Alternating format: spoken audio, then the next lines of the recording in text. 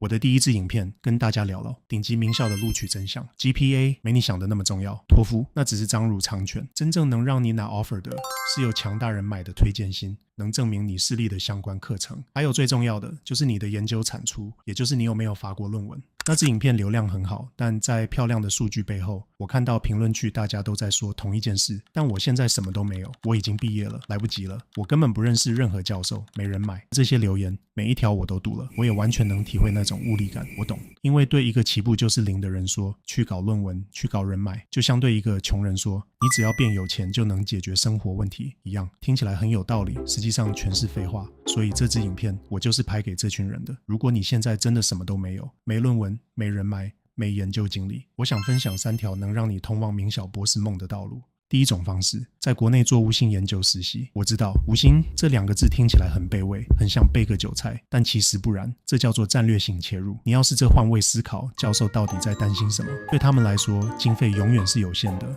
找一个要领薪水的学生就像一场赌博，万一你上手太慢，万一你干1个月就消失了，这对教授来说都是成本。但如果是无薪，对教授来说就是零风险，而对你来说则是拿来换取机会的最佳筹码。所以去给教授发 email， 不要只发个3-5封就放弃，去发30封甚至50封，内容就写3句话就好，别在那边写长篇大论的心路历程，教授真的没时间看。你只要说，我读了您关于某个课题的研究，我觉得我可以在某个环节帮上忙，我愿意提供无薪实习，就这3句，不需要提 GPA， 也不用表现的台北味。你要知道，大部分人是不会回心的，这很正常，你只需要等到那个唯一的 yes。 但请记住，实习本身不是目的，产出才是目的。你的目标是去混个共同作者，拿到一封真实的推荐信，想办法进去那个圈子，从教授的一个 yes 开始，换来你的一篇论文，最后再拿到教授的一封推荐信。到那时候，你的 CV 就彻底不一样了。第二种方式，攻读硕士，但请你听清楚，别把它当成拿学位，要把它当成论文生产基地。去美国攻读硕士可能要花你5万到10万美金，而且毕业后也没人能保证你申请得上 PhD。相比之下，留在亚洲顶尖大学攻读硕士，会比在美国便宜得多。讲白了，美国的 Admissions Committee 其实没那么在意你在什么学校念硕士，他们只看你在那2年产出了什么，你有没有发表论文，你的论文扎不扎实，你的指导教授愿不愿意在推荐信里用他的名誉为你的能力背书，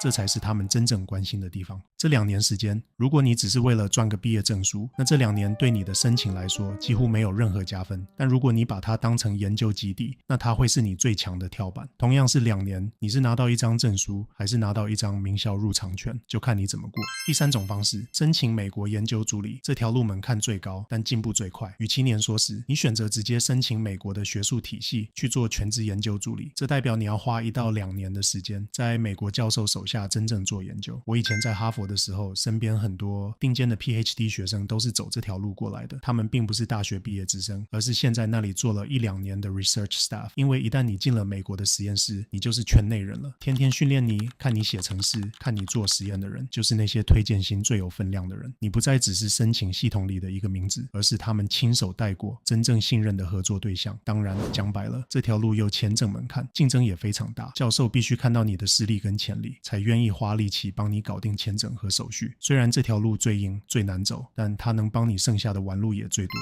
这3种方式虽然方向不同，但底层逻辑其实是一样的。关键不在 GPA， 不在托福，也不在你过去的背景，重点是你到底有没有做出过东西。最后，我想对那些在评论区留言说我什么都没有的人说一句话，你们现在会落后，不是因为缺乏天赋，而是因为你们想的太多，做的太少，总觉得要等一个完美的时机才能开始，但这才是你被拉开差距的原因。我现在就告诉你，现在就可以开始。你不需要一份完美的 CV， 也不需要先撑的人买，你只需要先跨出第一步。当你手上的研究经历慢慢累积起来，录取通知书自然会跟着来。别再给自己找借口了，现在就去动手吧。